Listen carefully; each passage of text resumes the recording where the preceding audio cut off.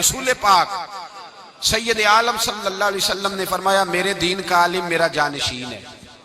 حضور نے فرمایا جس نے عالم کو سہارا دیا مجھے سہارا دیا، جس نے عالم کی خدمت کی میری، اور تفسیر روح البیان کی حدیث عرض کر رہا ہوں، حضور نے فرمایا جس نے کسی عالم کا دیدار کیا سمجھ لے میں نے اپنے رسول کا دیدار کیا۔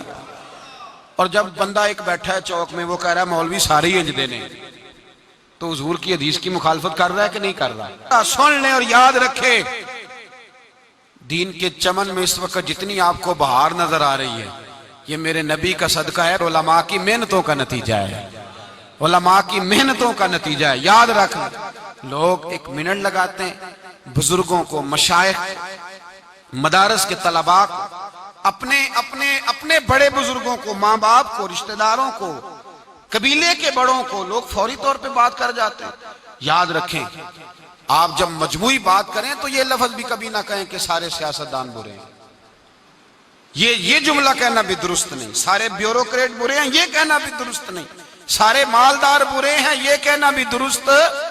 اور بھائی مالداروں میں حضرت عبد الرحمن ابن عوف بھی ہیں اور جناب عثمان غنی بھی ہیں، یہ بھی مالداروں میں شامل ہے، یاد رکھیں۔ اور حکومت تو خلفائے راشدین نے بھی کی ہے، تو اپنی رائے کا اظہار کرتے وقت اپنے لفظوں پر، اپنے جملوں پر، اپنی گفتگو پر کنٹرول رکھیں۔ میرے نبی پاک سید عالم صلی اللہ علیہ وسلم رائے کے اظہار میں اور پھر قبول بھی نہ کرے۔ اگر کوئی آپ کے سامنے رائے دیتا ہے تو فٹافٹ اس کو قبول اتنے آسان نہ ہو جائیں۔ آپ کے بارے میں کوئی رائے دے تو آپ جلدی نہیں قبول کرتے، کسی کے بارے میں کوئی رائے دے تو لوگ فٹافٹ قبول کر لیتے، کہتے نہیں بات مینوں پہلے ہی پتا سی، بلکہ نہیں یہ نہیں ہوتا، کہتے مینوں پہلے شک سی، مجھے پتا تھا اس طرح ہی ہوگا جو تو کہہ رہا ہے۔ فوری طور پہ لوگ رائے کا اظہار کرتے ہیں۔ نبی پاک صلی اللہ علیہ وسلم نے جو ہمیں سوچ دی ہے رائے کا، کسی کی رائے قبول کرنے کی، اس پر بھی ذرا غور کریں۔ ایک شخص آیا، اس نے آ کر کے ایک آدمی کی توہین کرنی شروع کر دی، کہ یہ کمی ہے، یہ کمی ہے، یہ غلطی ہے، اس طرح کرتا ہے، اس طرح کرتا ہے، اس طرح کرتا ہے۔ حضور سنتے رہے، بات ختم ہوئی تو نبی پاک نے فرمایا کچھ دن تو پہلے آیا تھا تو اس بندے کی تعریفیں کر رہا تھا، اس دن کیا ہوا تھا؟ تو نے بڑی لمبی چوڑی تعریفیں کی تھی، یہ خوبی ہے، یہ خوبی ہے، یہ خوبی ہے، یاد ہے؟ کہا حضور یاد ہے۔ آج تو اس کی توہین کر رہا ہے، وجہ؟ تو بندہ خاموش ہو گیا۔ تو نبی پاک نے فرمایا تو اس دن بھی سچ کہہ رہا تھا اور آج بھی تو، بولیے، اس دن بھی سچ کہہ رہا تھا آج بھی تو سچ ہی کہہ رہا ہے۔ وہ شخص حضور کا منہ دیکھنے لگا، زیارت کرنے لگا، یا رسول اللہ صلی اللہ علیہ وسلم کس طرح؟ تو حضور نے فرمایا اس دن اس بندے نے تجھے راضی کیا تھا تو اس کے اندر سے خوبیاں ڈھونڈ ڈھونڈ کے بیان کر رہا تھا، آج بیچارے سے کوئی غلطی ہو گئی ہے تجھے ناراض کر بیٹھا ہے تو اس کی کوتاہیاں ڈھونڈ ڈھونڈ کے لے آیا ہے۔ فرمایا تو اس دن بھی سچ کہہ رہا تھا اور آج بھی تو، لیکن اس طرح نہ کر، جب تو رائے کا اظہار کرے پھر تو اس طرح کر کہ تو دیانتداری کے ساتھ رائے کا اظہار کر۔ نبی پاک علیہ السلام جب کسی کی خوبی بیان کرتے تھے تو تعصب کا شکار نہیں ہوتے تھے، امت کو تعصب کا شکار ہونے سے بچنے کا درس دیا۔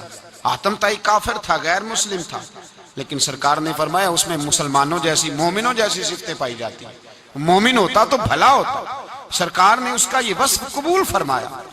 رائے جب آپ دینے لگتے ہیں، جب آپ اظہار کرنے لگتے ہیں، جب آپ، اور نبی پاک علیہ السلام نے فرمایا جب تم کسی شخص کے بارے میں اظہار رائے کرنے لگو تو فٹافٹ نہ کر دینا، اس کے ساتھ سفر کرو، لین دین کرو، اس کے ساتھ وقت گزارو، پھر تمہیں پتا چلے گا وہ بندہ کیسا ہے، تمہیں پتا چلے گا اس کی راتیں کیسی ہیں، صبحیں کیسی ہیں، پھر تمہیں پتا چلے گا متکبر ہے کہ عاجز ہے، پھر تمہیں پتا چلے گا کہ اس کی گفتگو آپ کتنا عرصہ ساتھ رہے، کہیں کوئی کچی بات تو نہیں کرتا، کہیں اس کے لفظوں کے اندر کوئی ایسی بات تو نہیں پائی جاتی۔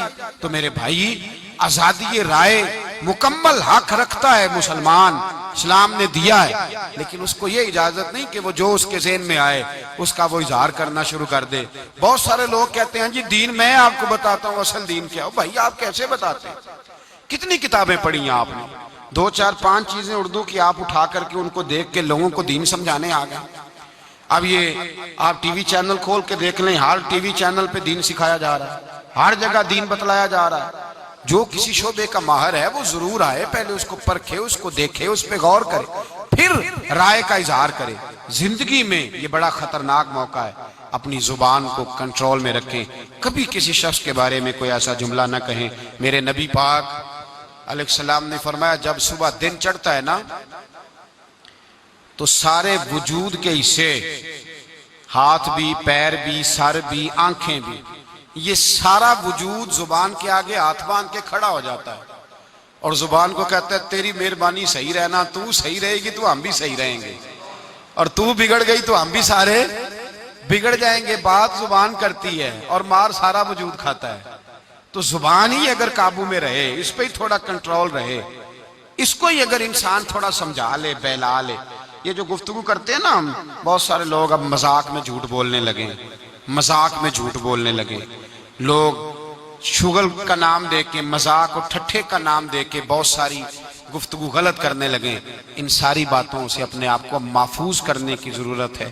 نبی پاک علیہ السلام نے فرمایا جو لوگ کسی کا مذاق اڑائیں گے،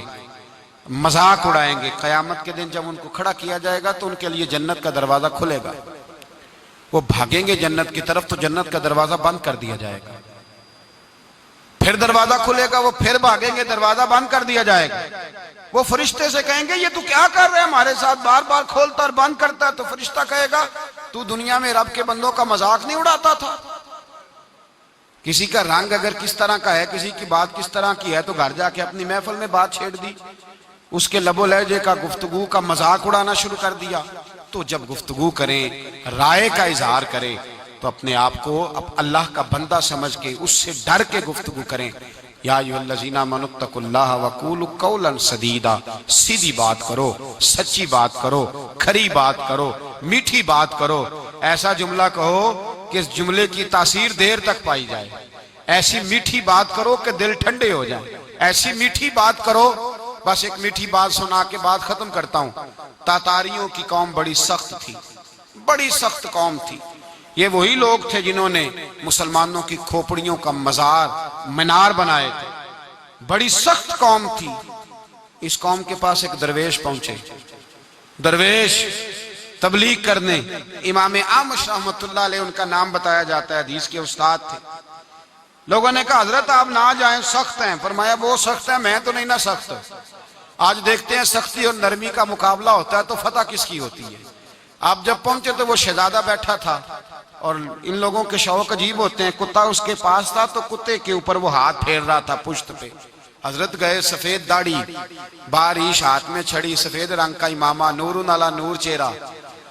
پہنچے نا جب اس کے پاس تو کہنے لگے میاں کچھ تیرے ساتھ گفتگو کرنی ہے، کچھ باتیں کرنی ہے دین کے معاملے میں۔ تو کہنے لگا بابا بات بعد میں سنوں گا، پہلے ایک بات تو بتاؤ، تمہاری داڑھی کے بال اچھے ہیں یا میرے کتے کی دم اچھی ہے؟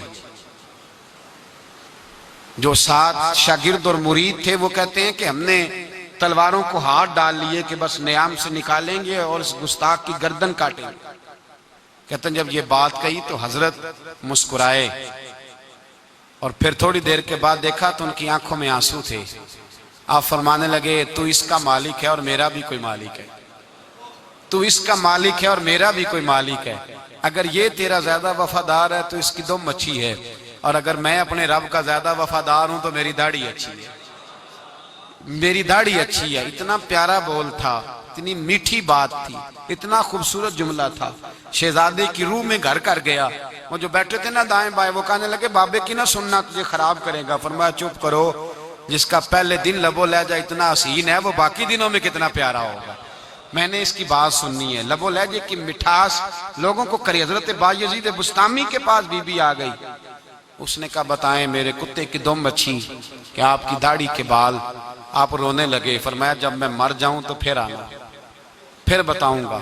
کب مرنے کے بعد؟ فرمایا ہاں۔